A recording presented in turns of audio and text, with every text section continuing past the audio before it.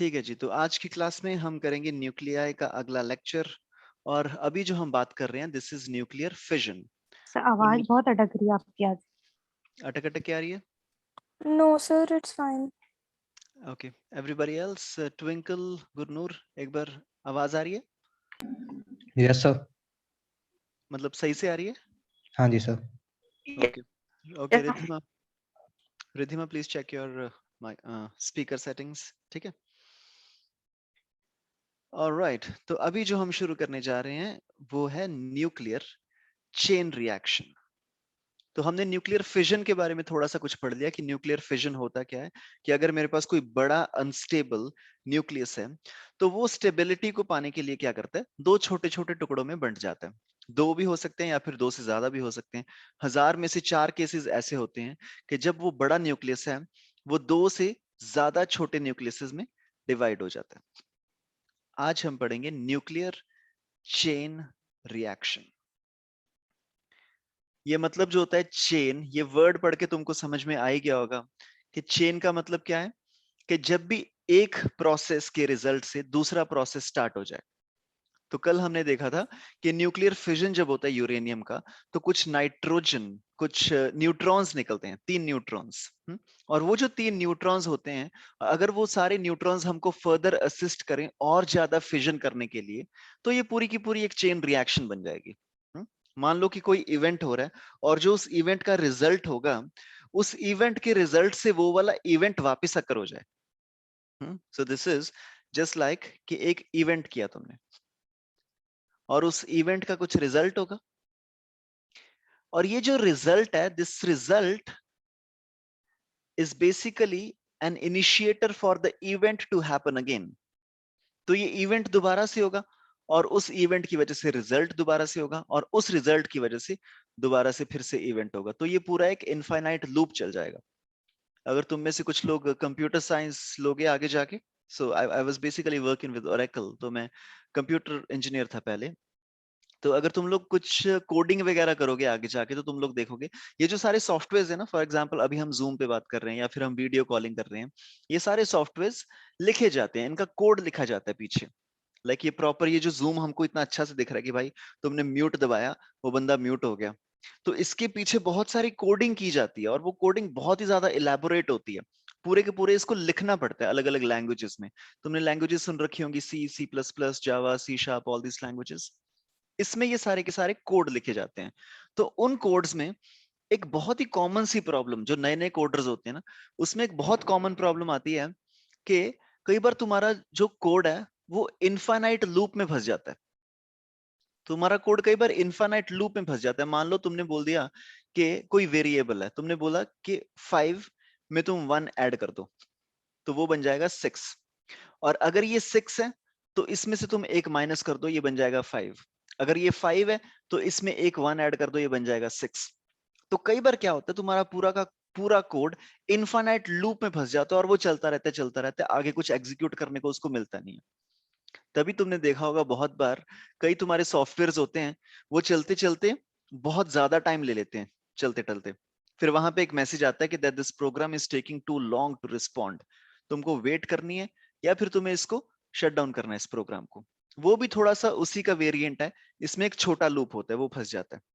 लेकिन this is a classical example of कि infinite loop में चीजें फंसती कैसी हैं। लेकिन हमें देखना है ये पूरी की पूरी चेन रिएक्शन न्यूक्लियर फिजन के केस में। यहां पे अगर तुमको स्पेसिफिकली लिखना है तुम लिख सकते हो न्यूक्लियर फिजन चेन रिएक्शन। हम जो एग्जांपल लेंगे उसमें हम देखेंगे न्यूक्लियर फिजन की चेन रिएक्शन। तो इसमें हमने कल थोड़ा सा देखा था कि अगर एक यूरेनियम 235 है मेरे पास, let's say I have a uranium. इस यूरेनियम पे मैं एक न्यूट्रॉन को फायर कर दूं। सो एक न्यूट्रॉन को मैंने फायर कर दिया। यहां पे ये जो न्यूट्रॉन होता है, it's very important, this neutron should be a slow moving neutron. इसको हम स्लो मूविंग न्यूट्रॉन क्यों बोल रहे हैं? क्योंकि जो एक्चुअली में जो तेज न्यूट्रॉन आता है ना, उसकी एनर्जी काफी ज्यादा होती है। उसकी एनर्जी होती है अप्रोक्सीमेटली 2 मेगा इलेक्ट्रॉन वोल्ट और समथिंग। तो अगर बहुत तेज से अगर न्यूट्रॉन आ रहा है तो वो पूरे के पूरे यूरेनियम को पूरा ही बिखेर देगा, इसके काफी सारे टुकड़े हो जाएंगे। अगर तुम सोच के देखो, यहाँ पे मेरे पास एक यूरेनियम है, तुमने बहुत तेज से न्यूट्रॉन लाके मारा इसमें, तो बेसिकली जब बहुत तेज न्यूट्रॉन आएगा तो इस यूरेनियम के बहुत सारे टुकड़े हो जाएंगे, तुमको पता भी नहीं चलेगा। दिस इज जस्ट लाइक कि मान लो तुम्हारे पास कुछ बॉल्स पड़ी हैं, या फिर जैसे कुछ बोर्ड गेम्स होती है ना, जैसे कैरम बोर्ड होता है, तो कैरम बोर्ड में क्या होगा, अगर बहुत सारी ऐसे वो पड़े हैं जो होते हैं जो, और उसको तुमने ऐसे मारा, और अगर तुमने बहुत तेज उसको मारा, तो फिर क्या होगा, वो जो सारे तुम्हारे पीसेस होंगे वे अलग अलग बिखर जाएंगे अलग अलग जगह पे, राइट। लेकिन अगर तुमने कम स्पीड से मारा, थोड़ा सा उसको स्लो स्पीड से मारा, स्लो मूविंग स्ट्राइकर, अगर ये स्लोली आ रहा है तो ये इसके बीच में से निकल जाएगा और इसको दो पार्ट्स में तोड़ देगा, बेरियम और क्रिप्टम। और जब ये दो पार्ट्स में टूट जाएगा, और बेरियम और क्रिप्टन में अगर ये टूट गया, और उसके साथ दो तीन न्यूट्रॉन्स ऐसे छंट जाते हैं, कोई इधर गिर गया, कोई इधर गिर गया, कोई इधर गिर गया। सो बेसिकली यूरेनियम को जब हम स्लो मूविंग न्यूट्रॉन के साथ फायर करते हैं, तो ये दो पार्ट्स में बंट जाता है, एक होता है barium, and then we have krypton, and then we have three neutrons, तीन न्यूट्रॉन्स यहाँ पे ऐसे अलग से निकल जाते हैं।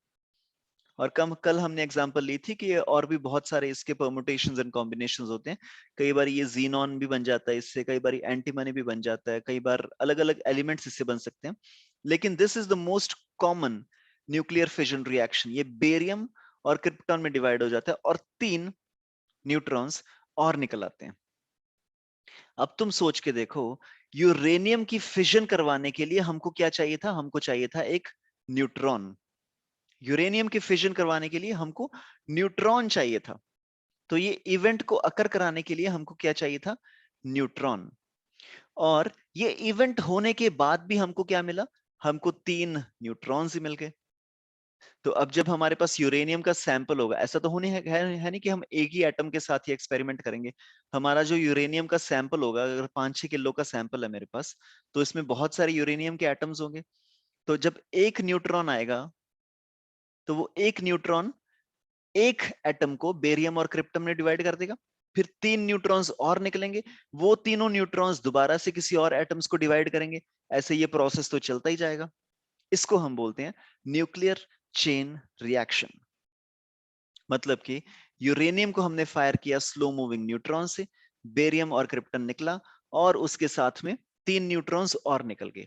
ये जो तीन न्यूट्रॉन्स निकले, ये एक बार दोबारा से यूरेनियम को इनिशिएट करने में हेल्प करेंगे, उसके बाद दोबारा से बेरियम क्रिप्टॉन निकलेगा, and this will keep on repeating, right.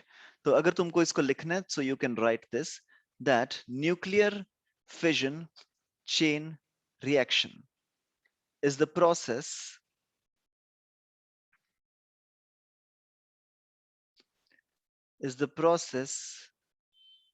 in which result of one nuclear fission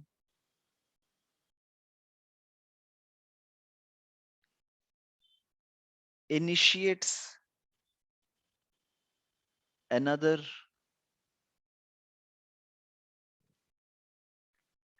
nuclear fission. Okay, जो मेरी फोटो के नीचे जो वर्ड आया है उसको फिजन लिखा है मैंने। So nuclear fission chain reaction is the process in which the result of one nuclear fission initiates another nuclear fission, right? इसको हम बोलते हैं nuclear fission chain reaction. और हमने कल वाली एग्जांपल ली थी, कल हमने देखा था कि अगर ये तीनों जो न्यूट्रॉन्स हैं, अगर हमने इनको खुला छोड़ दिया कि भाई जाओ कहीं भी किसी को भी जाके इनिशिएट करो, तो फिर ये रिएक्शन अनकंट्रोलेबल हो जाएगी, अभी हम देखेंगे इसके बाद।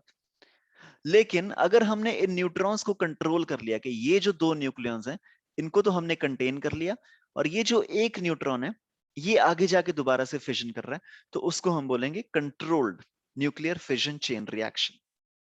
तो तुम आगे लिख सकते हो, ये जो न्यूक्लियर फिजन चेन रिएक्शंस होती हैं, न्यूक्लियर फिजन चेन रिएक्शन होती है, these are of two types.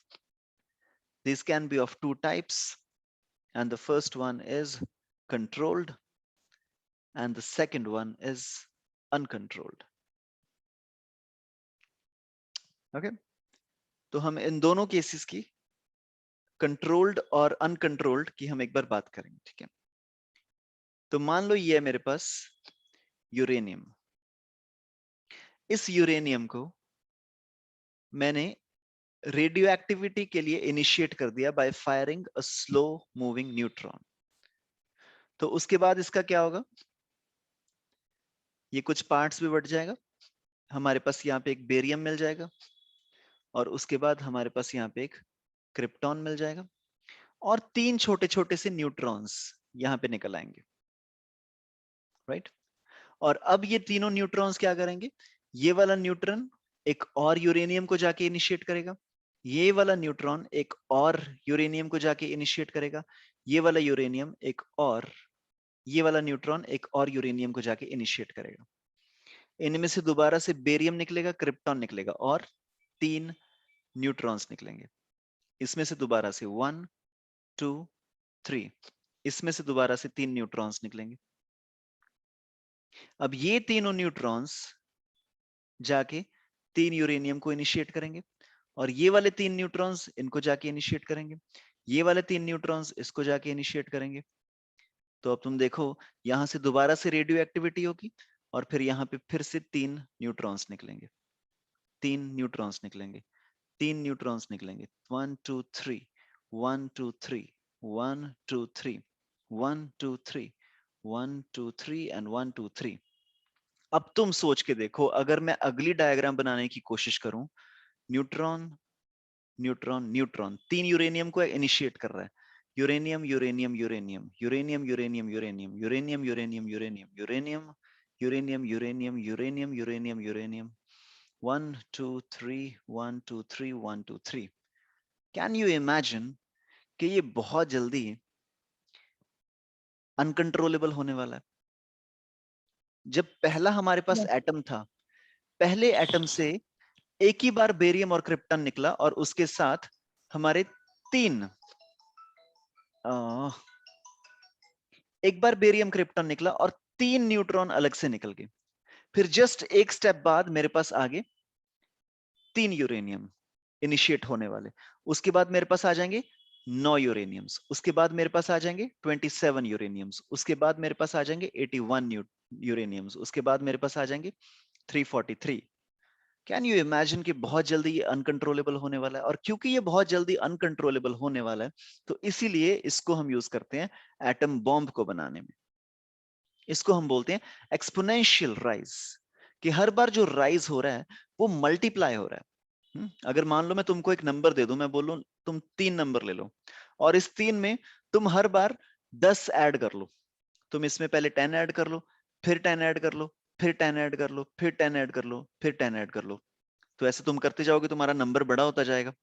लेकिन अगर मैंने तुमको 3 दिया होता, और मैं तुमको बोलता कि इसमें तुम हर बार 2 मल्टीप्लाई कर लो, 2 मल्टीप्लाई कर लो, 2 मल्टीप्लाई कर लो, तो देखने में तो ऐसा लग रहा है कि यार ऊपर बढ़िया, ऊपर हम 10 ऐड कर रहे हैं। तो 10 ऐड कर रहे हैं मतलब बड़ा नंबर ऐड कर रहे हैं, तो ऊपर वाला जो नंबर है बहुत जल्दी बढ़ जाएगा। नीचे वाले में क्या है, हम 2 ही मल्टीप्लाई कर रहे हैं, तो 2 मल्टीप्लाई करने में क्या है, वो नंबर ज्यादा बढ़ेगा है नहीं। लेकिन एक्चुअली में नीचे वाला ये जो 2 है, इसको हम मल्टीप्लाई कर रहे हैं। बहुत जल्दी ये क्या होने वाला है, 3 into 2 raised to the power n। This is an exponential rise. और एक्सपोनेंशियल राइज बहुत ज्यादा डेंजरस चीज हो सकती है। तुमने वो कहानी सुनी होगी एक राजा की, एक इंसान था, हिंदुस्तान की कहानी है ये, मुझे पता नहीं ये सच है कि नहीं। एक इंसान था, उसने चेस डिस्कवर की। तुमने चेस देखी होगी, अ गेम ऑफ चेस। और उसमें क्या होता है चेस में, so we have like something like this, it's a board game. उसमें 8 into 8 कितने हो गए, 1 2 3 4 5 6 7 and one more. So we have 2 3 4 5 6 7 and 8, 1 2 3 4 5 6 7 8। ठीक है जी। तो this is a board game. तो जिस बंदे ने पहली बार ये बोर्ड गेम डिस्कवर की, चेस, ठीक है, know that was a time जिस टाइम पे हमारी डेमोक्रेसी नहीं होती थी, वो डिक्टेटरशिप होता था। उस टाइम पे राजे महाराजा होते थे, वो लड़ते रहते थे एक दूसरे से। तो जब ये बोर्ड गेम उसने राजा जी को दिखाई, तो राजा जी बहुत खुश हुए, और उन्होंने बोला कि यार ये तो बहुत बढ़िया गेम है, ठीक है मांग लो जो तुमको चाहिए। बोले मैं बहुत ज्यादा खुश हूं, तुमको जो चाहिए ले लो, ठीक है, मेरे मेरे लाइक किंगडम में जो भी चाहिए ले लो। लेकिन अंदर से थोड़ा सा डर भी लग रहा था राजा को कि अगर कुछ बहुत बड़ा ना इसने कुछ मांग लिया। हम्म तो उसको थोड़ा थोड़ा सा डर लग रहा था। लेकिन वो जो इंसान था वो बोला मेरे को ज्यादा कुछ नहीं चाहिए, मेरे को थोड़े से चावल चाहिए। हम्म, अब राजा को लगा यार ये क्या पागल इंसान है। मैं इसको बोल रहा हूँ कि तुम चाहे मेरा थोड़ा सा जमीन का टुकड़ा ले लो, सोना ले लो, ये सब ले लो, और ये क्या बोल रहा है मेरे को थोड़े से चावल चाहिए।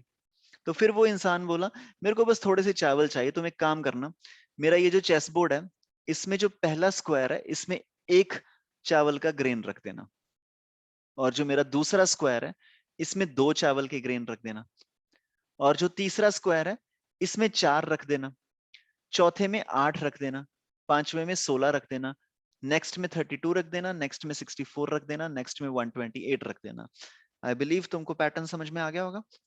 वो क्या बोल रहा है कि पहले वाले उसमें एक ग्रेन रख देना, दूसरे वाले में डबल कर देना, उसके अगले वाले में फिर से डबल कर देना, उसके अगले वाले में फिर से डबल कर देना।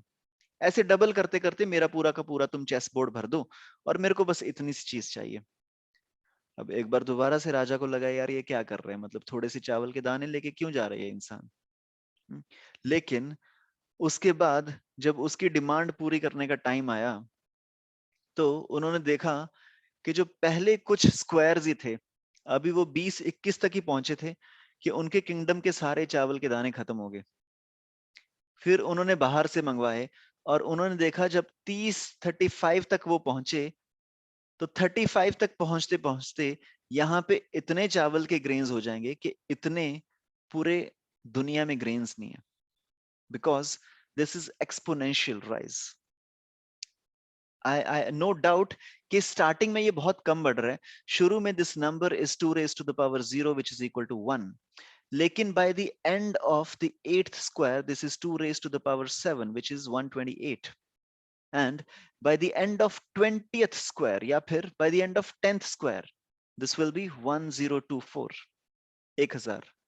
और इसके बाद से अब तुम सोच के देखो 11th स्क्वायर में कितने होंगे, 2000, 12th स्क्वायर में 4000, 13th स्क्वायर में 8000, 14th स्क्वायर में 16000, 15th स्क्वायर में 32,000, 16th स्क्वायर में 64,000, 17th स्क्वायर में 128,000, 18th स्क्वायर में 256,000, 19th स्क्वायर में 512,000 एंड 20th स्क्वायर में 1024000।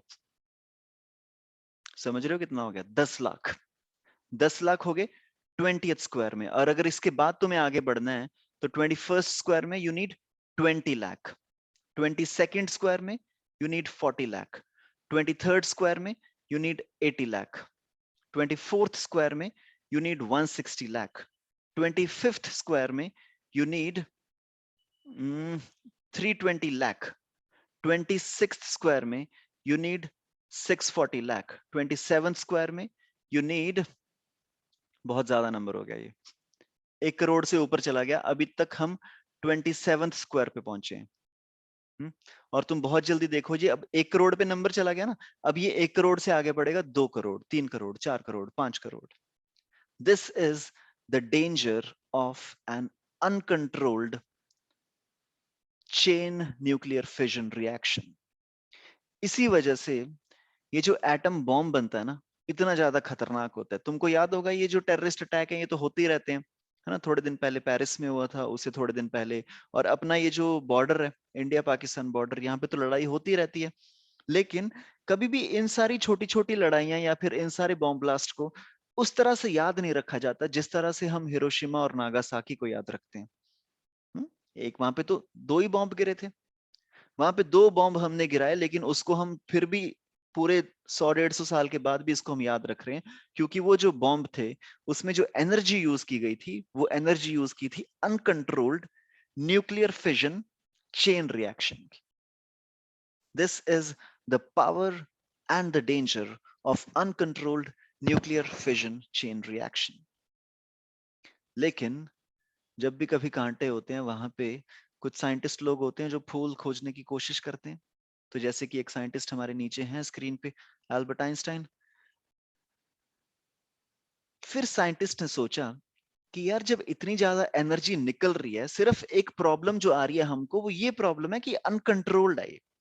क्यों ना इस एनर्जी को हम कंट्रोल्ड तरीके से बनाने की कोशिश करें। तो उन्होंने दोबारा से एक यूरेनियम लिया, बहुत ही कंट्रोल्ड तरीके से न्यूक्लियर रिएक्टर के अंदर इस पे एक स्लो मूविंग न्यूट्रॉन को फायर किया।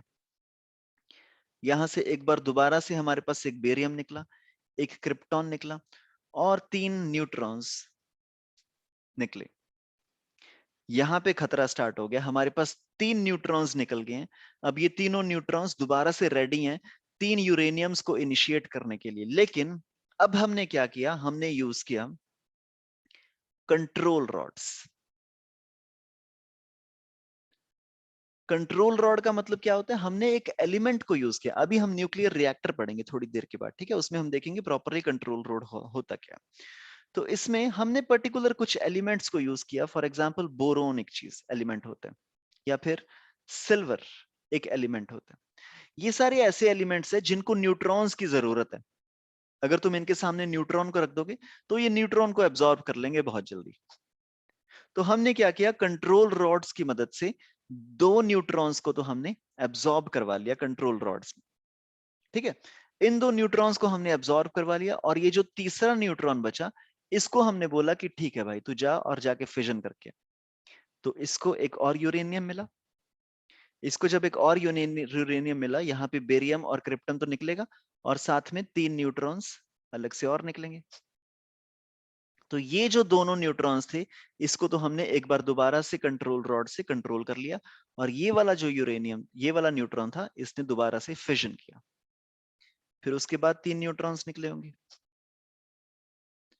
ऊपर वाले दोनों न्यूट्रॉन्स को हमने कंट्रोल कर लिया। ये जो तीसरा वाला था, इसने जाके फिजन किया। फिर 3 निकले होंगे। ऊपर वाले दोनों को कंट्रोल कर लिया, इसने जाके दोबारा से फिजन किया। अब तुम देखो, हमने उतने ही स्टेप्स कर लिए, हमने 4-5 स्टेप्स कर लिए, लेकिन हमारा पेज बिल्कुल भी भरा नहीं है।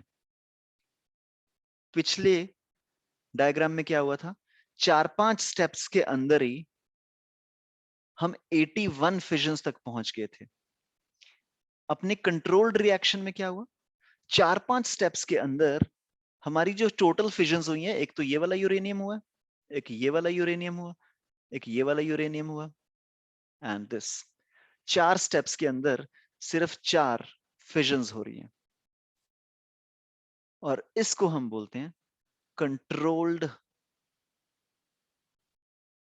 Nuclear fission chain reaction. This is controlled nuclear fission chain reaction. और ये जो है, this is an example of uncontrolled. This is an example of uncontrolled nuclear fission chain reaction.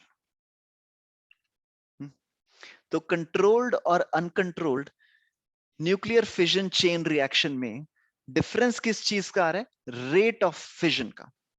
Rate of fission एक वेरिएबल होता है कि तुम्हारी पिछली जनरेशन में जो फिजन हो रही थी उसमें कितनी रिएक्शंस हो रही थी, और इस जनरेशन में जो फिजन हो रही है उसमें कितनी रिएक्शन हो रही है। जनरेशन का मतलब कि जैसे ये है मेरी पहली जनरेशन, फिजन की पहली generation, this is the first generation of fission. इस पे न्यूट्रॉन आया तो कितनी रिएक्शंस हुई, 1। और उसके बाद नेक्स्ट वाले केस में क्या होगा, नेक्स्ट वाले केस में हमारी कितनी रिएक्शन हो रही है, 1 2 3। सेकेंड जनरेशन में कितनी फिजन्स हो रही हैं, 3 फिजन्स। तो मेरा रेट ऑफ फिजन अगर मेरे को बोलना है, my rate of fission would be 3 divided by 1 which is equal to 3. This is in case of an uncontrolled nuclear fission reaction. लेकिन कंट्रोल्ड वाले केस में क्या होगा, कंट्रोल्ड वाले केस में first generation, this is my first generation, कितनी reactions हो रही हैं, 1। ये सेकंड जनरेशन, तो कितनी रिएक्शन हो रही है, 1। तो my rate of fission in this case would be 1/1 which is equal to 1. अगर तुमको इसको लिखना है, so you can write the definition of this rate of fission. Rate of fission is the ratio of rate of fission is the ratio of number of fissions is the ratio of number of fissions in current generation to previous generation.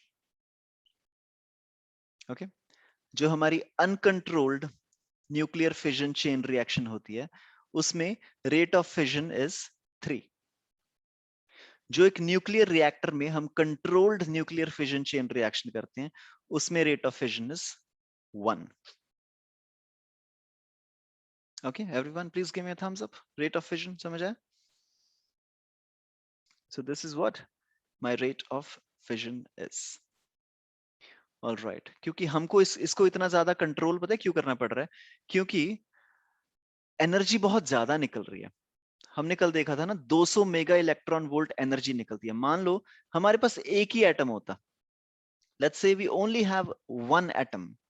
अब इस एक atom में जब neutron आके इसको fire कर रहा है और ये फिजन क्रिएट हो रहा है तो जस्ट एक एटम के फिजन में जो एनर्जी निकल रही है this is 200 mega electron volt. ये बहुत ज्यादा एनर्जी है.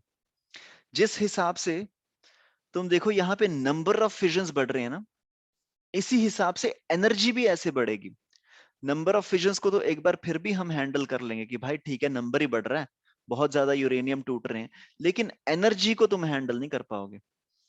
एनर्जी भी इसी तरीके से बढ़ेगी. पहली बार अगर एनर्जी निकल रही है 200 मेगा इलेक्ट्रॉन वोल्ट तो सेकंड जनरेशन में जो एनर्जी निकलेगी that will be 3 times 600 mega electron volt. फिर थर्ड जनरेशन में जो एनर्जी निकलेगी that would B 1800 mega electron volt.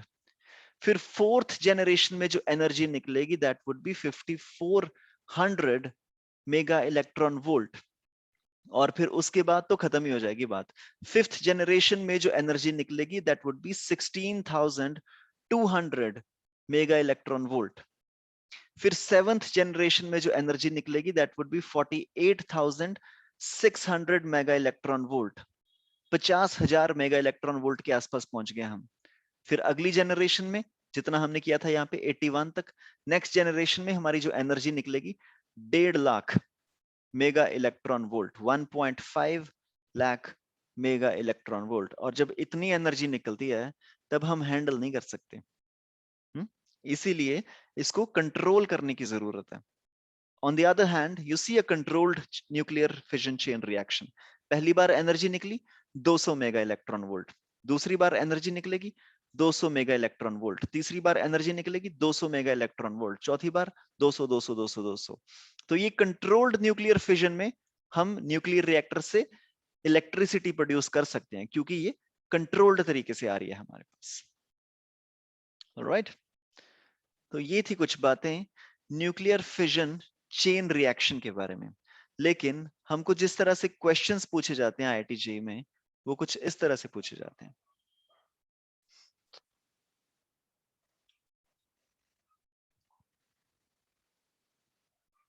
एक यूरेनियम 235 का सैंपल दे रखा है मेरे को 4.7 kg. कुछ 4.5 किलो का एक सैंपल दे रखा है मेरे को और मेरे को पूछा गया कि ये जो 4.5 किलो का सैंपल है इसका 20% डिसइंटीग्रेट हो गया.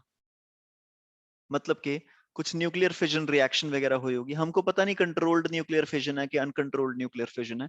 कुछ न्यूक्लियर फिजन रिएक्शन हुई है जिसकी वजह से 20% इसका डिसइंटीग्रेट हो गया. तुमको पता करना है कि बताओ अब तक कितनी एनर्जी निकल चुकी है. और हमको बता रखे हैं कि जब एक न्यूक्लियर फिजन होगा यूरेनियम 235 का तो जो एनर्जी निकलती है that is 200 mega electron volt.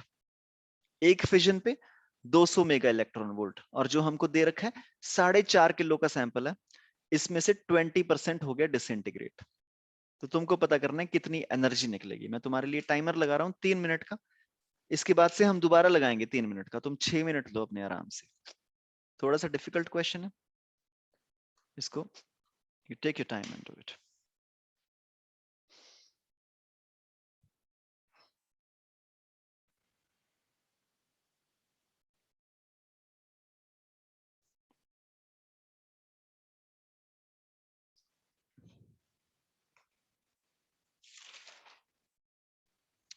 ठीक है, मैं भी सॉल्व कर रहा हूँ इसको, मेरे को आंसर पता नहीं है इसका।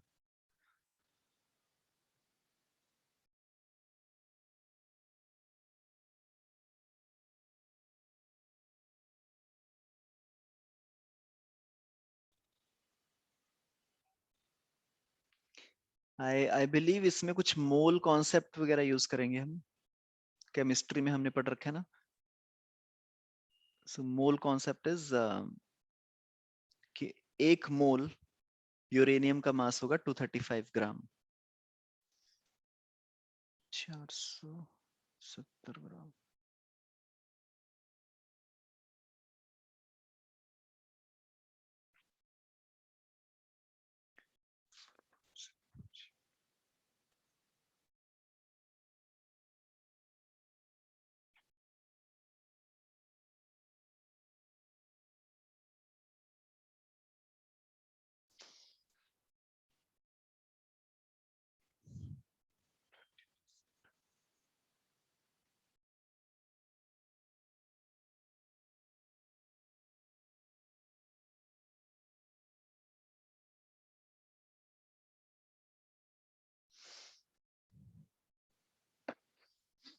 Okay, it's an easy question.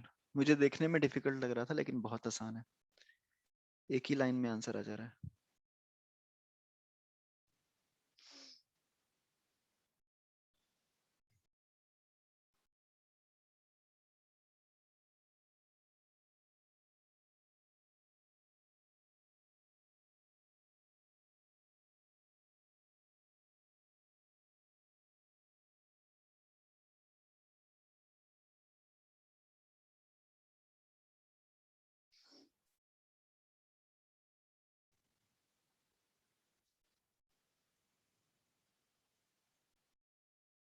Okay, so 5 into 10 raised to the power 26 mega electron volt के आसपास आंसर आएगा तुम्हारा।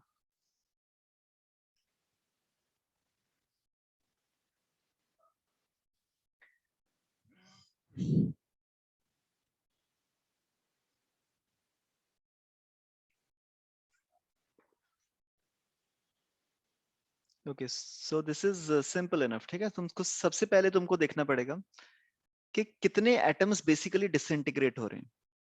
Anyone, any answers? रिद्धिमा, कशिश,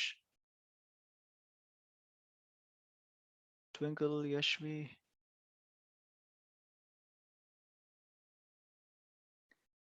ओके, सबसे पहले तुमको पता करना पड़ेगा कि कितने एटम्स हैं जो डिसइंटीग्रेट हो रहे हैं। हमको ये तो पता है कि एक एटम के डिसइंटीग्रेट होने से 200 मेगा इलेक्ट्रॉन वोल्ट एनर्जी निकलती है, लेकिन हमको ये नहीं पता कि कितने एटम्स बेसिकली डिसइंटीग्रेट हो रहे हैं। तो पहले हमको वो निकालना पड़ेगा कि कितने एटम्स डिसइंटीग्रेट हो रहे हैं। उसके लिए तुम केमिस्ट्री वाला मोल कॉन्सेप्ट यूज करोगे। मोल कॉन्सेप्ट क्या था कि एक मोल अगर मेरे पास पानी है तो उसका वेट कितना होता है? 18 ग्राम, 2 हाइड्रोजन और एक ऑक्सीजन। सिमिलरली यूरेनियम के केस में क्या होगा? एक मोल अगर मेरे पास यूरेनियम है तो उसका वेट मेरे पास कितना होगा? 235 ग्राम। और मेरे को कितना दे रखा है? 4.7 kg। यहां से तुम निकाल लो कितने उसमें एटम्स होंगे। हम्म फिर उस एटम्स में से कितने एटम्स डिसइंटीग्रेट हो रहे हैं वो भी निकाल लो। फिर वहां से तुम निकाल लो कि कितनी एनर्जी निकल रही है। मैं एक बार दोबारा से तुमको 60 सेकंड दे रहा हूँ। So not this one, let me give you 60 seconds. Just try.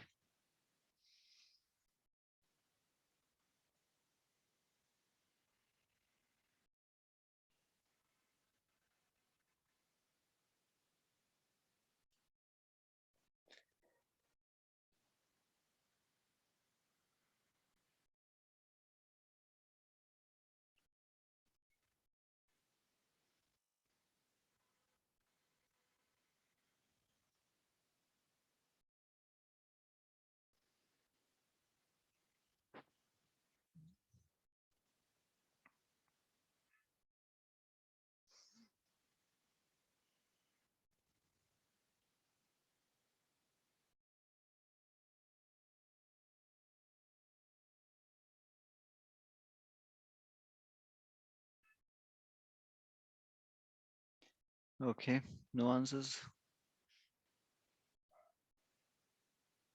चलो जी, आ जाओ फिर हम साथ में करते हैं इसको, ठीक है? आई नो थोड़ा सा कॉम्प्लिकेटेड है, तो एक बार प्लान समझ लेते हैं। हमारा प्लान क्या है? तो हमको ये पता है कि अगर एक एटम डिसइंटीग्रेट होगा, उसमें से 200 मेगा इलेक्ट्रॉन वोल्ट एनर्जी निकलेगी। अगर हमको कोई ये बता दे कि कितने एटम्स डिसइंटीग्रेट हो रहे हैं, तो हम पता कर लेंगे कि कितनी एनर्जी निकल रही होगी। और कितने एटम्स डिसइंटीग्रेट हो रहे हैं उसको निकालने का तरीका है हमारे पास। हमको मास दे रखा है, सैंपल का मास दे रखा है 4.7 kg। हम देख लेंगे कि इस 4.7 kg में कितने एटम्स होते हैं, फिर उसमें से 20% डिसइंटीग्रेट हो गए, तो हम निकाल लेंगे कि कितने एटम्स डिसइंटीग्रेट हुए हैं। फिर हमको पता है कि एक एटम के डिसइंटीग्रेट होने पे 200 मेगा इलेक्ट्रॉन वोल्ट एनर्जी निकलती है। तो जो भी हमारा नंबर आएगा, इतने डिसइंटीग्रेट हुए हैं, वहां से हम निकाल लेंगे कि कितनी एनर्जी निकलेगी। राइट? तो एक बार मैं कैलकुलेशन कर रहा हूं तुम्हारे सामने, जस्ट हेल्प मी आउट। थोड़ा सा कॉम्प्लेक्स हो सकता है, तो साथ साथ में चलना मेरे, ठीक है? सो पहले तो हम मास देख लें, मास इसका कितना बनेगा। मास मेरे को दे रखा है 4.7 kgs। मैं इसको एक बार थोड़ा सा ग्राम्स में कन्वर्ट कर रहा हूं। So this should give me 474 4700 grams, ठीक है? सो ये हमारे पास जो मास है, दिस इज 4700 ग्राम।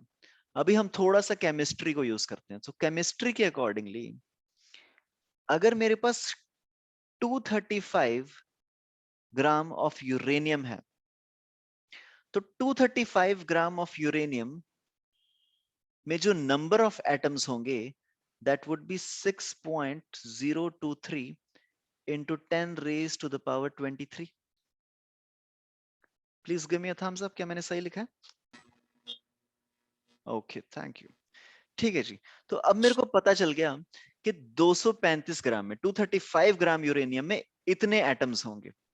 और हमको बेसिकली जस्ट ये पता करना है कि 4.7 kg में कितने होंगे। अब मैं बच्चों वाले तरीके से मैं नहीं करूंगा, ठीक है? कि 1 ग्राम में कितने होंगे, 6.023 डिवाइडेड बाय 235। और 4.7 में कितने होंगे, तो उसको मैं मल्टीप्लाई कर दूंगा 4.7 में। मैं वो सब नहीं कर रहा, क्योंकि मेरे को सीधा सीधा यहाँ पे दिख रहा है कि 235 को अगर मैं 2 से मल्टीप्लाई कर दूं, तो मेरे पास आ जाएगा 470 ग्राम। 470 ग्राम यूरेनियम में कितने होंगे, इसको मैं 2 से मल्टीप्लाई कर देता हूँ। 2 into 6.023 into 10 raise to the power 23। ठीक है, साफ साफ दिख रहा था मेरे को कि उसको अगर मैं 2 से मल्टीप्लाई कर दूं तो 47 आ जाएगा, 4.7 वाला फैक्टर आ जाएगा। हमारे पास कितना यूरेनियम दे रखा है, 4700। तो 470 के लिए मेरे को पता है कि इतना होता है। अगर मैं यहाँ पे इसको 10 से मल्टीप्लाई कर दूं, ये बन गया 4700 ग्राम यूरेनियम। इसको भी मैं यहाँ पे 10 से मल्टीप्लाई कर देता हूँ। अब मेरे पास नंबर ऑफ एटम्स आ गई कि टोटल मेरे सैंपल में नंबर ऑफ एटम्स कितने होंगे। लेकिन ये पूरा का पूरा सैंपल डिसइंटीग्रेट नहीं हो रहा, इसमें से सिर्फ 20% डिसइंटीग्रेट हो रहा है। तो मतलब इसमें से कितने सैंपल्स डिसइंटीग्रेट हो जाएंगे, मैं इसको मल्टीप्लाई कर दूंगा 20% से। Please give me a thumbs up. अभी तक सही चल रहा है सब? Yes, मैंने sir. उसको 20% से मैंने मल्टीप्लाई कर दिया। 20% मींस 1/5। वेरी गुड ख्याति। सो 20% इज 1/5। अब मेरे को पता चल गया कि कितने एटम्स डिसइंटीग्रेट होंगे, मेरे पास पूरा का पूरा नंबर आ गया।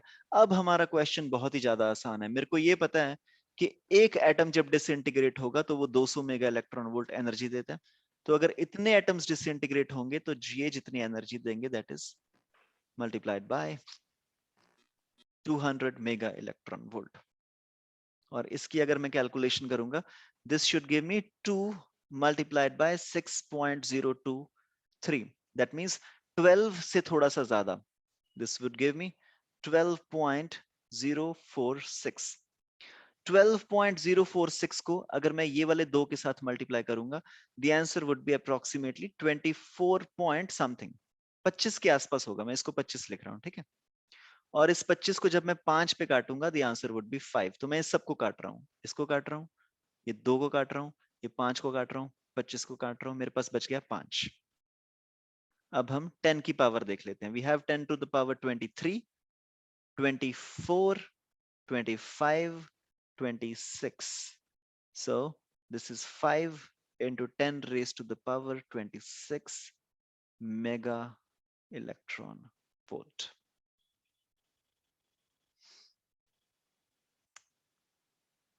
Okay, repeat करूं? चलो Yes, जी. sir. ओके, चलो जी, एक बार दोबारा से देखते हैं हम. इसको मैं यहीं पे रहने देता हूँ. मैं यहाँ पे कैलकुलेशन कर रहा हूँ अपनी दोबारा से. ओके, अब ये जो 6.023 है ना, इसको मैं अभी 1 मोल लिखूंगा. तो हमको पता है सबसे पहले तो मेरे को मास दे रखा है. मास है यूरेनियम का 4700 grams.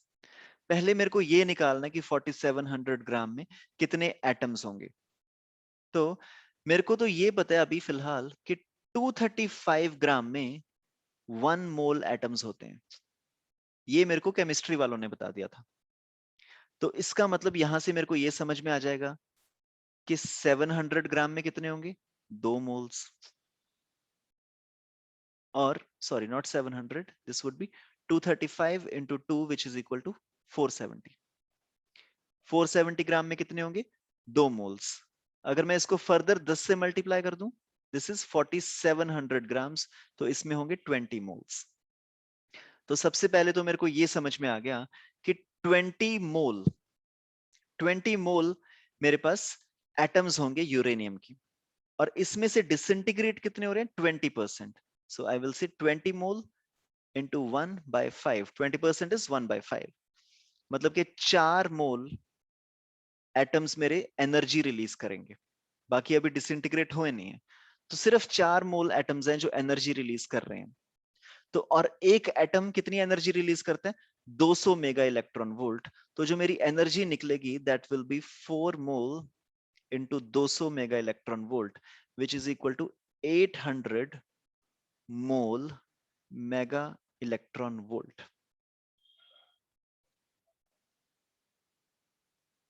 All right, all good. ठीक है जी. So this was all in nuclear fission. तो अगर तुमको इसमें अभी भी कुछ डाउट है, you can please let me know. ये वाले क्वेश्चन में we can further do it at the end of the class. और अभी हम स्टार्ट करने जा रहे हैं आज का लास्ट टॉपिक, जिसको हम बोलते हैं न्यूक्लियर रिएक्टर. Nuclear reactor.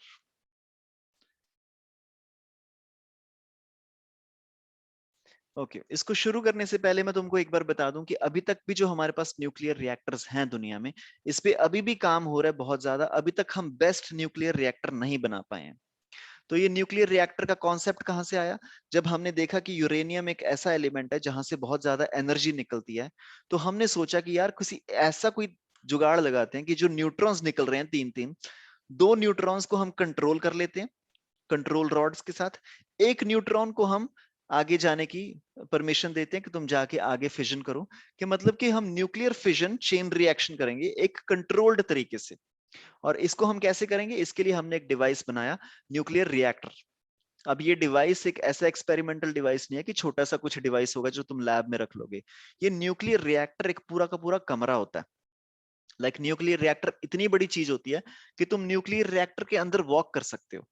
अगर तुम YouTube गूगल पे जाके लिखोगे न्यूक्लियर रिएक्टर, तो वहां पे तुम्हें मिलेगा कि तुम अंदर ही अंदर, कि तुम न्यूक्लियर रिएक्टर के अंदर ही घूम रहे हो और उसके अंदर एम्प्लॉयज घूमते रहते हैं उसी के अंदर. मतलब it's like a big big room. और न्यूक्लियर रिएक्टर में काम करना इज वेरी वेरी डेंजरस, क्योंकि रेडियो एक्टिव गैसेस निकलती रहती हैं वहां से. राइट. तो अब हम देखेंगे कि न्यूक्लियर रिएक्टर को यूज करके हम कैसे यूरेनियम से एनर्जी निकाल सकते हैं. तो हम पूरा का पूरा इसका एक्सपेरिमेंटल सेटअप देखेंगे. मैं तुमको अलग अलग पार्ट्स को डिपिक्ट करने की मैं कोशिश करूंगा. तो सबसे पहले हमको क्या चाहिए होगा, अब क्योंकि हमको एनर्जी निकालनी है यूरेनियम से, तो सबसे पहले तो हम यूरेनियम की कुछ रॉड्स ले लेते हैं. ये मान लो है मेरे पास यूरेनियम 235 की रॉड्स. इसको हम बोलते हैं यूरेनियम 235 की रॉड्स. मैंने 3 ही रॉड्स ली हैं. बहुत बार ऐसे भी न्यूक्लियर रिएक्टर्स होते हैं, जैसे कि यूएस में कुछ न्यूक्लियर रिएक्टर्स हैं जिसमें बहुत सारी रॉड्स हैं, 700-800 रॉड्स इकट्ठी लगी होती हैं यूरेनियम की। लेकिन अपनी डायग्राम के लिए, जस्ट समझने के लिए, मैं एक बार 3 यूरेनियम की रॉड्स ले रहा हूं, तो इनको मैं थोड़ा सा मार्क कर रहा हूं। So these are uranium 235 rods. अभी मैं लेबलिंग नहीं कर रहा, एंड में हम पूरी डायग्राम की इकट्ठी लेबलिंग करेंगे न्यूक्लियर रिएक्टर की। अब ये जो रॉड्स हैं, क्योंकि ये पूरी चीज बहुत ही ज्यादा खतरनाक है, तो इसके लिए हम रॉड्स को खुला तो छोड़ नहीं सकते। इन रॉड्स को हम डालेंगे एक कंक्रीट वॉल के अंदर। Okay, please bear with my art and craft skills. So इसको हम एक कंक्रीट वॉल के अंदर डाल रहे हैं। अब ये मैं वॉल को साइड में से थोड़ा सा थिक कर रहा हूं। ये वॉल्स को मैं थिक इसलिए कर रहा हूं तुमको ये दिखाने के लिए कि इसमें से हार्मफुल गैसेस निकलती हैं, वो बहुत ज्यादा खतरनाक होती हैं और हमको बहुत ज्यादा थिक कवरिंग रखनी पड़ती है यूरेनियम 235 फ्यूल की। अब ये जो हमारी वॉल होती है, दिस इज अगर तुम असली के न्यूक्लियर रिएक्टर देखोगे तो ये जो हमारी वॉल्स होती है ना, so these walls are approximately 1 metre thick. तो 1 मीटर थिक जो वॉल्स होती हैं उनको हम यूज करते हैं। और ये जो पूरा का पूरा हमारे पास सिस्टम बन गया, इसको हम बोलते हैं कोर। ये न्यूक्लियर रिएक्टर का कोर है, यहां से एनर्जी बनेगी, यहां से एनर्जी जनरेट होगी, राइट। तो ये बन गया न्यूक्लियर रिएक्टर का कोर। सबसे पहले हम सबसे जरूरी चीज देख लेते हैं। एक बार मैं अपना कलर चेंज कर लूं। हम सबसे पहले सबसे जरूरी चीज देख लेते हैं। जब भी यहाँ पे एक स्लो मूविंग न्यूट्रॉन आएगा, तो स्लो मूविंग न्यूट्रॉन आने के बाद यहाँ पे एक एटम का न्यूक्लियर फिजन होगा। फिर यहाँ से 3 न्यूट्रॉन्स निकलेंगे अलग अलग। फिर वो तीनों न्यूट्रॉन्स दोबारा से जाके फिजन करने की कोशिश करेंगे, लेकिन हम चाहते नहीं कि बार बार ऐसी फिजन हो। तो इसको कंट्रोल करने के लिए क्या करेंगे, हम इनमें से 2 न्यूट्रॉन्स को एब्सॉर्ब करवा लेंगे बाय कंट्रोल रॉड्स। अब मैं ऊपर बना रहा हूं कंट्रोल रॉड्स। कंट्रोल रॉड्स क्या चीज होती है, जैसे कि नाम से ही तुमको पता चल रहा होगा, कंट्रोल रॉड्स के ये कंट्रोल कर लेता है। नंबर ऑफ न्यूट्रॉन्स को कंट्रोल करने वाली जो रॉड होती है उसको हम बोलते हैं कंट्रोल रॉड्स। और ये किस चीज की बनी होती है, बोरोन की बनी हो सकती है या फिर सिल्वर की बनी हो सकती है। तो इसमें हम बेसिकली करते क्या है, ये मूवेबल होती है। इसको तुम if you can just look at me for a while, इसको मैं प्रेस करके नीचे लेके जा सकता हूं। अगर मेरे को अपनी न्यूक्लियर फिशन चेन रिएक्शन में लगा कि बहुत ज्यादा न्यूट्रॉन्स हो रहे हैं, तो इसको मैं प्रेस करके नीचे ले जाऊंगा और सारे के सारे न्यूट्रॉन्स ये अब्सॉर्ब कर लेगी। या फिर अगर मेरे को ज्यादा न्यूट्रॉन्स चाहिए तो मैं इसको ऊपर ले आऊंगा। कंक्रीट वॉल के अंदर से ये जो कंट्रोल रॉड्स आ रही हैं, इसको तुम नीचे लेके जा सकते हो या फिर तुम इसको ऊपर लेके जा सकते हो, डिपेंडिंग अपॉन तुमको न्यूट्रॉन्स कितने चाहिए, तुमको किस रेट पे फिजन चाहिए। ये मूवेबल कंट्रोल रॉड्स होती हैं और ये बनती हैं सिल्वर से या फिर बोरॉन से, राइट। ये होगी अगली चीज। अब एक बार दोबारा से मैं अपना कलर चेंज कर रहा हूं। अब हम बात करेंगे मॉडरेटर की। ये जो कोर होता है, कोर के अंदर पूरा हमने भर रखा होता है मॉडरेटर।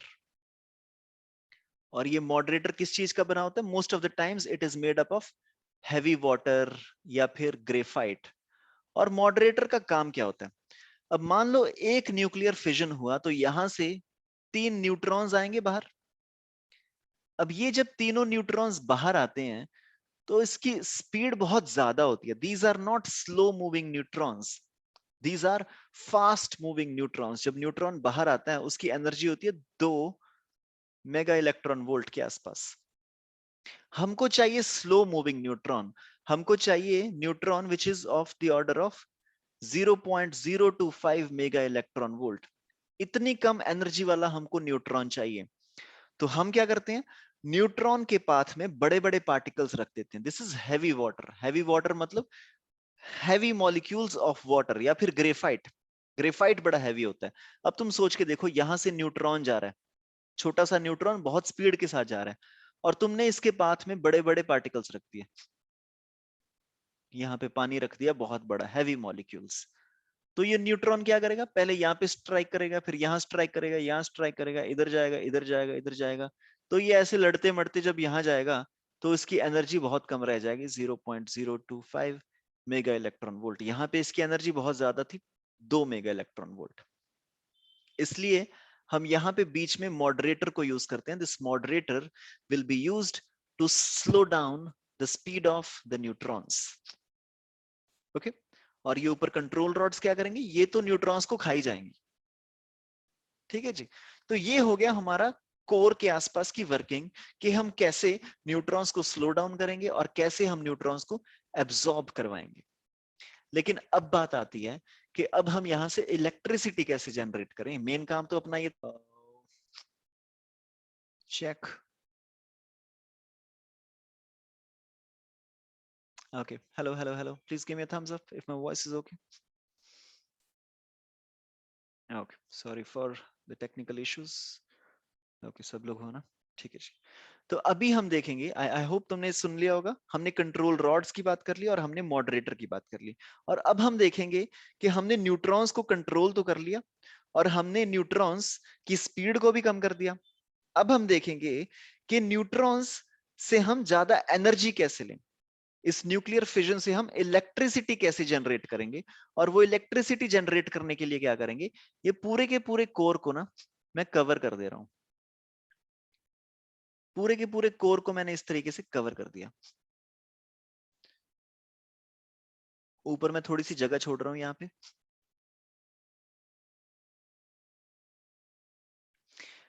सो इस कोर के पूरे एज पे यहां पे मैंने जगह बना ली और यहां पे इस जगह में मैंने डाल दिया कूलेंट। कूलेंट का काम क्या है, तुमने देखा होगा तुम्हारी गाड़ियों में भी कूलेंट होता है। कभी कभी जब जैसे तुमको कोई लेने आ रहा है कल रिद्धिमा, तो तुमने देखा होगा जो ड्राइवर्स होते हैं वो लोग क्या करते हैं कि सुबह सुबह जब बहुत दूर जाना होता है ना, मान लो तुमको 400-500 किलोमीटर ड्राइव करना है, तो पहले वो सब कुछ चेक कर लेते हैं। तो सब जो चेकिंग कर रहे होते हैं उसमें एक चीज क्या होता है, वो कूलेंट चेक करते हैं। आगे का वो बोनेट खोल लेते हैं, फिर उसमें देखते हैं कि भाई कूलेंट है कि नहीं। अब कूलेंट का क्या काम है कि अगर किसी भी चीज को तुमको बहुत जल्दी गर्म करना है या फिर किसी भी चीज को तुमको बहुत जल्दी ठंडा करना है, तो उसके लिए हम एक मटेरियल यूज करते हैं जिसको हम बोलते हैं कूलेंट। अब देखो अंदर न्यूक्लियर फिजन हो रहा है, फिजन की वजह से बहुत ज्यादा एनर्जी निकलेगी, 200 मेगा इलेक्ट्रॉन वोल्ट एक फिजन के साथ। ये एनर्जी बढ़ती जाएगी बढ़ती जाएगी बढ़ती जाएगी और इसके आसपास हमने रख दिया कूलेंट। तो कूलेंट क्या करेगा, कूलेंट अपने आप को बहुत जल्दी गर्म कर लेगा, मतलब कूलेंट का टेम्परेचर बढ़ जाएगा। और इस कूलेंट को हमने इस तरीके से यहां से पास करा दिया, ये पाइप है।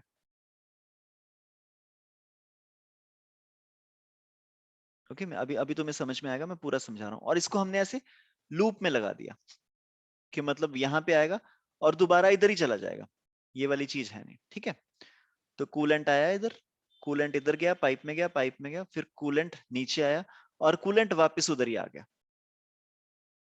ठीक है, तो मतलब यहां से कूलेंट गर्म हो गया, गर्म होके वापस आ रहा है। और यहां पे हमने एक चीज लगा दी, मेरे को रंग बदलना पड़ेगा। लेट्स से यहां पे हमने एक चीज लगा दी जिसको मैं बोलता हूं बॉयलर।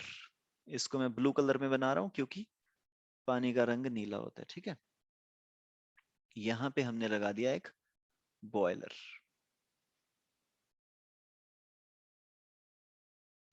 इसके अंदर होगा पानी।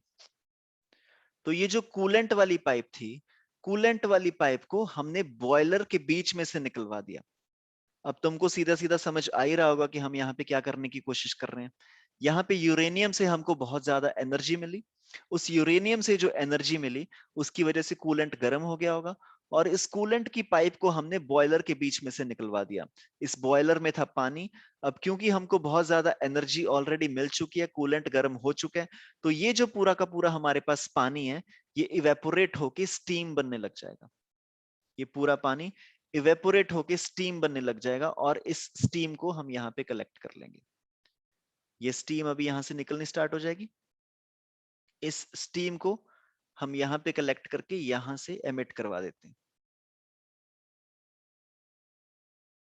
ठीक है, अब क्योंकि इवेपोरेट होगा और ये गैस है, स्टीम तो क्या करती है, स्टीम अपने आप ऊपर उड़ जाएगी। तो स्टीम यहां से ऊपर उड़नी स्टार्ट हो जाएगी और स्टीम इस पाइप में से जाएगी जाएगी जाएगी जाएगी और यहां से मेरी सारी की सारी स्टीम बाहर निकलनी स्टार्ट हो जाएगी। तो अब मेरी स्टीम ऊपर से बाहर निकल रही है, अब हम यहाँ पे अपना काम करेंगे। मैं उसको इरेज कर दूं। Yeah so we don't want this anymore. Okay, अब इस स्टीम से हम एनर्जी जनरेट करवाने की कोशिश करेंगे। तो क्या करेंगे, इस स्टीम से हम एक टरबाइन को घुमाएंगे।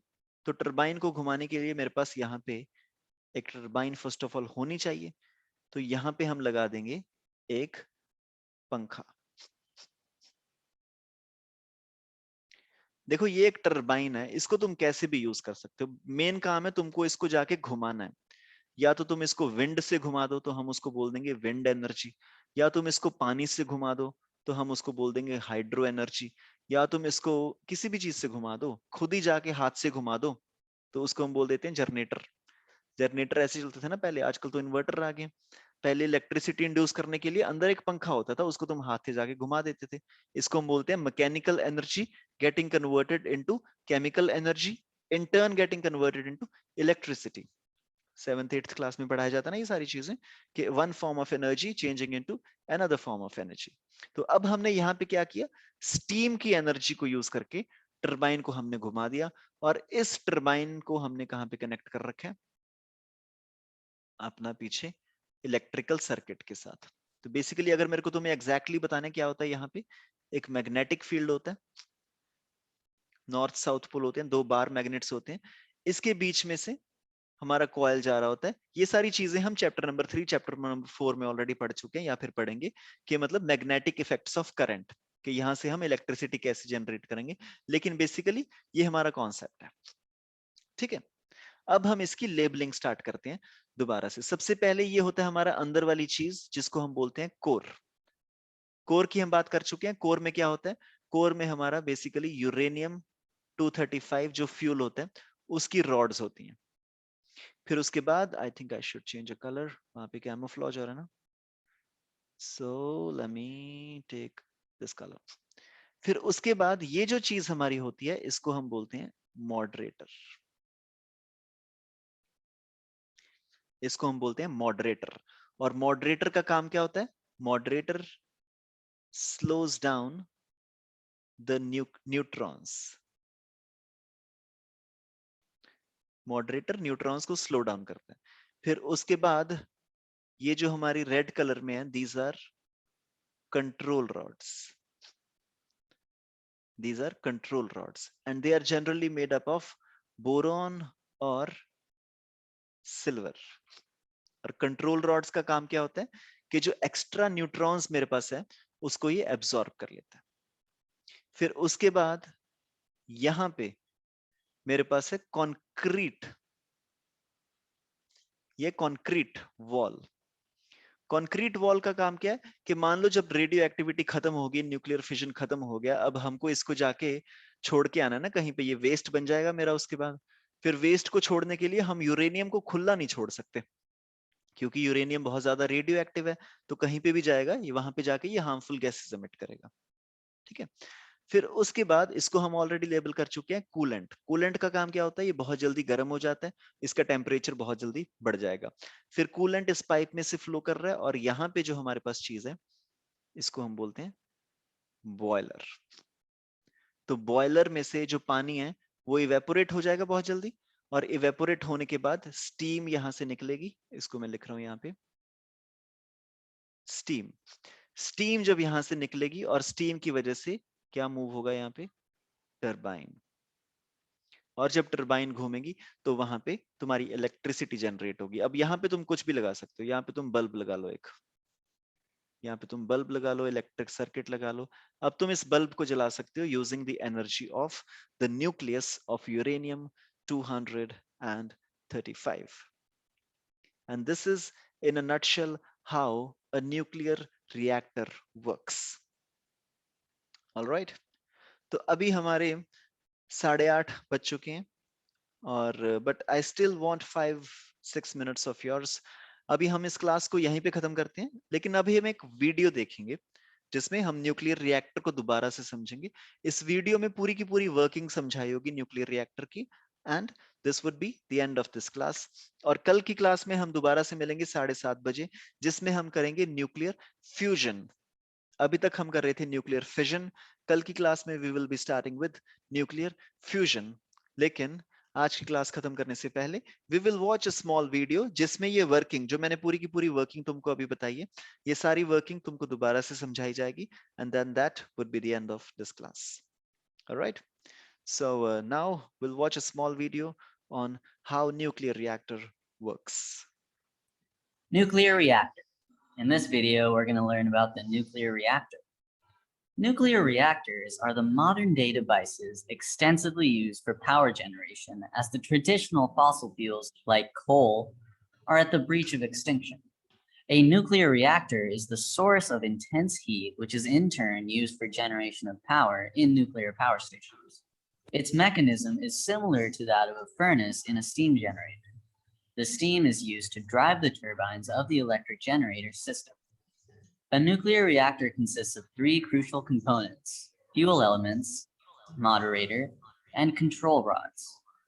Fuel elements come usually in the shape of thin rods of about 1 centimeter in diameter and contain fissionable nuclei like uranium-235 or uranium-238. These rods vary in number according to the size of the reactor. In large power reactors, thousands of fuel elements are placed close to each other. This region where these fuel elements are placed is called the reactor core. These fuel elements are normally immersed in water, which acts as a moderator. The objective of a moderator is to slow down the energy neutrons in a nuclear reactor, which are produced during the nuclear fission process by the fuel elements. Thermal neutrons, which are the neutrons with energy of about 0.04 electron volts, are capable of producing fission reaction with uranium-235. During the fission reaction process, new neutrons are given out, which have energies of about 1 MeV. This is 1 mega electron volts. These neutrons typically escape from participating in another fission process, as they are accompanied by enormous energy release. In fact, the probability of these neutrons produce another fission reaction is 500 times less than that compared to a thermal neutron. This is where a moderator is extremely useful. Moderators have the capability to slow down, or in other words, moderate, the speeds of these high energy neutrons so that they can in turn be used for a chain reaction to trigger multiple fission reactions of other uranium-235 nuclei. Commonly, ordinary or heavy water is used as a moderator in nuclear reactors because of the deuterons present in them, which are capable of slowing down the neutron speed. Water molecules in the moderator are useful in slowing down the high energy neutrons, which leave the fuel element after nuclear fission. These high energy neutrons collide with water molecules, thereby losing out on some energy with every collision and therefore slowing down substantially. A new fission reaction can now be triggered using this slow neutron by striking it with the fuel element. The third and most prominent part of a nuclear reactor are the control rods. In order to get a steady output of energy from the nuclear reactor, every single fission reaction should trigger another fission reaction and ensure the availability of spare neutrons released to trigger the chain reactions. By controlling the number of spare neutrons available at any given time, the rate of nuclear fission chain reactions can be controlled. This control on the fission reaction can be maintained using control rods. The main function of the control rods is to absorb any excess or spare neutron in the moderator in order to prevent any further fission reactions. Usually, such control rods are made of boron or cadmium. To increase the rate of fission reactions, these rods can be removed from the moderator. A steady output of energy can thus be maintained by inserting or removing the control rods in the nuclear reactor. Now that we know the components of a nuclear reactor, let's understand the working of a nuclear reactor. It's usually enclosed in a shield made of thick concrete walls. It consists of a reactor core, pump, and heat exchanger. The reactor core and pump are placed in contact with the water, which is usually the heat exchanger in these reactors. Due to the enormous amount of heat released during the fusion reaction, the surrounding water gets heated up and changes to steam, which is in turn used to turn the turbines. So huge heat energy gets converted into electrical energy. Water is continuously flown in and out of the nuclear reactor using the pump.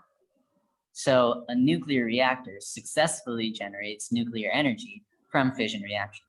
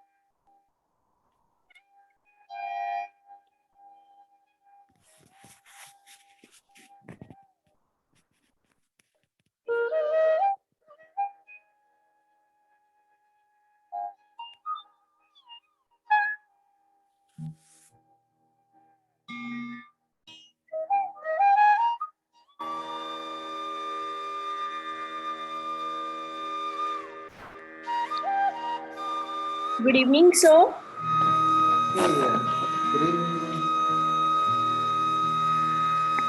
Sir जो control rods है वो हम cadmium की भी use कर सकते हैं?